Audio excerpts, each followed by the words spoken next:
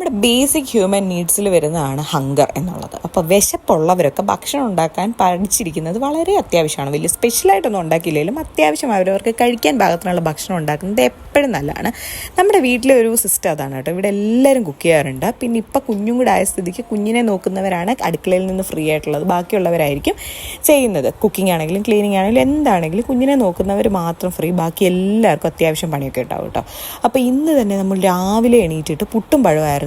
ബ്രേക്ക്ഫാസ്റ്റിൻ്റെ പരിപാടി ഒന്നും ചെയ്യാനില്ലായിരുന്നു. പുട്ട് നനച്ച് വെച്ചാൽ മാത്രം മതിയായിരുന്നു.